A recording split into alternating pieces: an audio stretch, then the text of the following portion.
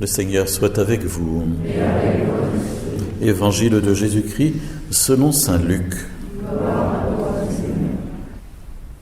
En ce temps-là, Jésus disait à ses disciples en parabole, « Un aveugle peut-il guider un autre aveugle? Ne vont-ils pas tomber tous les deux dans un trou? Le disciple n'est pas au-dessus du maître, mais une fois bien formé, chacun sera comme son maître. Qu'as-tu à regarder la paille dans l'œil de ton frère, alors que la poutre qui est dans ton œil à toi, tu ne la remarques pas? Comment peux-tu dire à ton frère, « Frère, laisse-moi enlever la paille qui est dans ton œil », alors que toi-même ne vois pas la poutre qui est dans le tien? Hypocrite, enlève d'abord la poutre de ton œil, alors tu verras clair pour enlever la paille qui est dans l'œil de ton frère. Un bon arbre ne donne pas de fruits pourris, jamais non plus un arbre qui pourrit ne donne de bons fruits. Chaque arbre, en effet, se reconnaît à son fruit. On ne cueille pas des figues sur des épines, on ne vendange pas non plus du raisin sur des ronces. L'homme bon tire le bien du trésor de son cœur qui est bon. Et l'homme mauvais tire le mal de son cœur qui est mauvais. Car ce que dit la bouche, c'est ce qui déborde du cœur.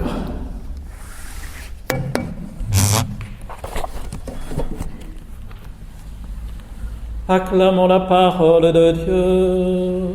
Louange à toi, Seigneur Jésus.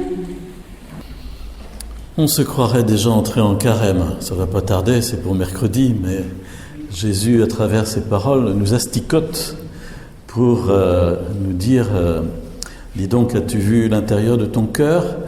Regarde ce qui sort de ta bouche. Toi qui prétends guider les autres, est-ce que tu vois bien clair? Est-ce que tu ne serais pas un peu aveugle? Et donc tu risques de provoquer une catastrophe en prétendant guider les autres. Et puis, qu'est-ce qu'il y a dans ton œil là? Tu dis qu'il n'y a rien, mais en fait il y a une poutre. Et tu prétends qu'elle est dans l'œil de ton voisin, enfin, etc.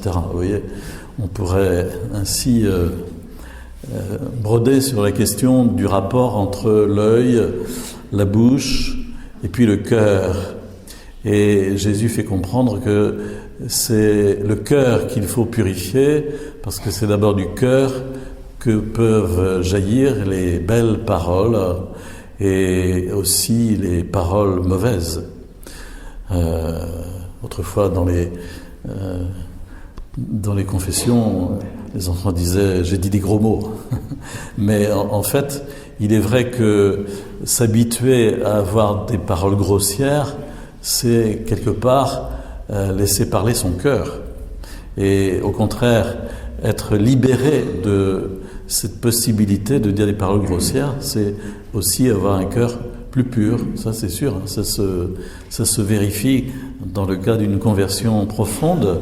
La personne se trouve libérée de comment peut des jurons, des exclamations un peu chaudes, enfin bref, des choses un peu violentes qui sortent de nous.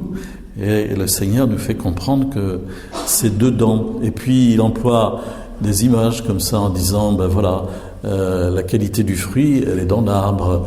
La qualité ou alors si on prend la première lecture, la qualité de la poterie, elle est dans le potier. Et puis la qualité de la bouche de l'homme, eh bien, elle reste toujours dans son cœur. Vous avez remarqué cette première parole, on jette un regard appuyé sur les hommes en disant « Quand on secoue le tamis, il reste les déchets. De même, les petits côtés d'un homme apparaissent dans ses propos. » Petit côté d'un homme ou d'une femme d'ailleurs, mais voilà. Ce sont des images qui peut-être ne sont plus de notre époque parce qu'on n'utilise pas beaucoup le tamis, la passoire pour la cuisine éventuellement, mais il nous fait comprendre, l'auteur de ce livre de sagesse qui a été écrit vers 180 avant Jésus-Christ, et qui n'est pas dans la Bible hébraïque à proprement parler, parce qu'on a perdu l'original hébreu et on n'a que des versions grecques.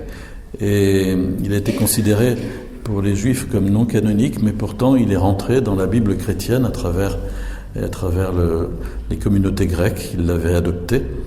Et c'est un beau livre de sagesse que celui de Ben Sira, le sage, avec des maximes qui s'enracinent dans la vie de tous les jours. Alors nous avons ainsi, on pourrait dire, des lignes de force qui nous sont proposées pour le carême qui va commencer. Est-ce que vous voulez bien que d'ici mercredi prochain, nous prenions le temps, vous et moi, pour réfléchir qu'est-ce que nous allons essayer d'adopter comme, comment peut-on dire, effort de carême ou comme point de conversion à mettre en œuvre dans notre vie. De sorte qu'en venant recevoir les cendres mercredi, si nous y venons, je les redonnerai aussi dimanche prochain, en venant recevoir les cendres, nous présentions cela au Seigneur, vraiment. En disant, Seigneur, je suis sur ces points-là dans le péché, dans ma vie. Et je veux vraiment en sortir. Et je veux que tu me donnes la force de l'Esprit Saint pour vivre un combat sur le point que j'aurais choisi. Voilà, ça regarde chacun de nous. Mais c'est ça aussi l'ascèse dans la vie chrétienne. Il y a le fait d'être rempli du Saint-Esprit, qui est la force même de Dieu, l'amour de Dieu, puis en même temps la collaboration que nous avons à fournir nous-mêmes par notre ascèse et notre combat de conversion. Et là, il faut être évidemment assez précis, parce que si on se contente de bonnes intentions, on ne pourra pas aller bien loin. Donc c'est comme une sorte de règle de vie, au fond, qu'il faut choisir pour le carême, pour essayer de la travailler tout au long de ces 40 jours. Alors voilà, demandons au Seigneur qu'il nous éclaire sur ce point, et puis qu'il nous donne la grâce de la purification du cœur tout au long du temps qui va s'ouvrir, de sorte que nous puissions porter un bon fruit, que nous puissions être éclairés si nous avons à témoigner et à guider les autres, et que nous puissions être humbles en cessant d'aller chercher chez les autres ce qui est de travers, et en regardant d'abord que c'est en nous que ça se tient, la poutre qui est dans mon œil. Seigneur, accorde-nous la grâce de la conversion dans ce temps qui va venir.